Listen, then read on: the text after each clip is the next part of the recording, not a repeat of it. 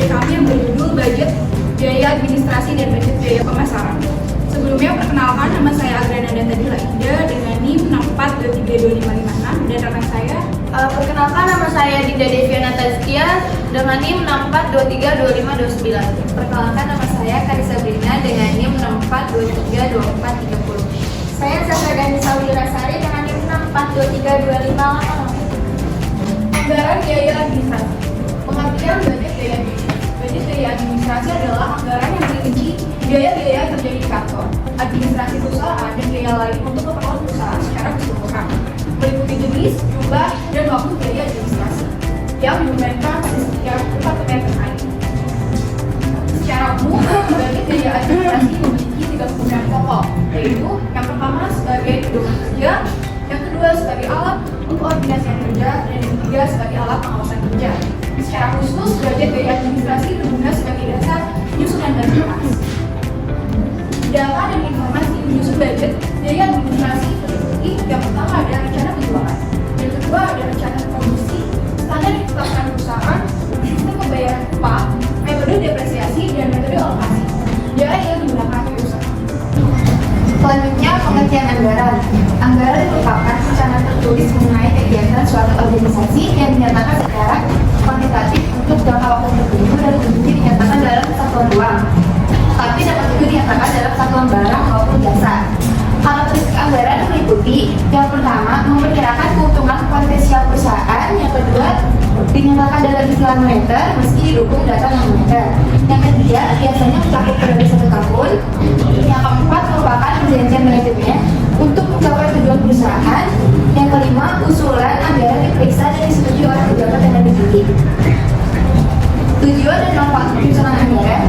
Tujuan anggaran adalah yang satu, menunjukkan sasaran perusahaan, yang kedua, mengkomunikasikan harapan manajemen, yang ketiga, memberikan rencana terperinci, yang keempat, mengkoordinasikan penggunaan sumber daya, dan yang kelima, mengukur serta mengendalikan kinerja. Selanjutnya, studi kasus dan analisis. Analisis perbandingan anggaran biaya administrasi umum dengan realisasinya. Biaya administrasi umum pada PT Lautan Perguringan Niaga dianggarkan terlebih dahulu sesuai dengan rencana kegiatan perusahaan sebelum terjadinya realisasi. Adapun perhitungan analisis anggaran biaya administrasi umum dengan realisasinya tahun 2005 sampai dengan 2009 pada PT Lautan Perguringan Niaga adalah sebagai berikut.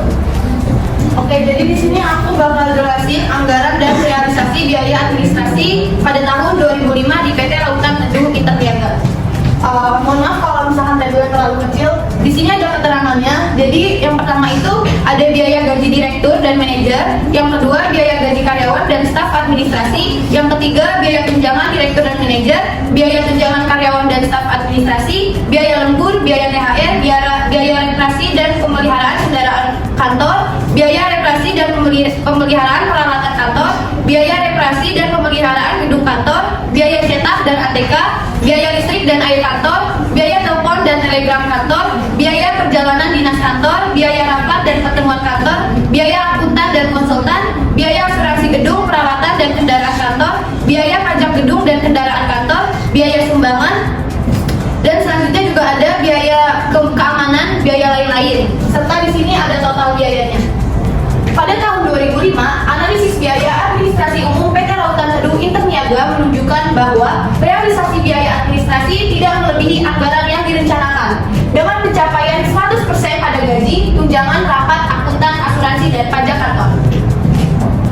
Selanjutnya, biaya dengan realisasi kurang dari anggaran. Yang pertama itu ada listrik dan air kantor, yaitu sebesar 94,63%. Yang kedua, telepon dan telegram kantor sebesar 93,51%. Selanjutnya ada biaya dengan realisasi lebih dari anggaran. Yang pertama ada gaji karyawan dan staf administrasi sebesar 103,57%. Yang kedua, tunjangan karyawan dan staf administrasi sebesar 107,74%. Yang ketiga ada biaya lembur yaitu 128,91%. Yang keempat ada THR 106,82%.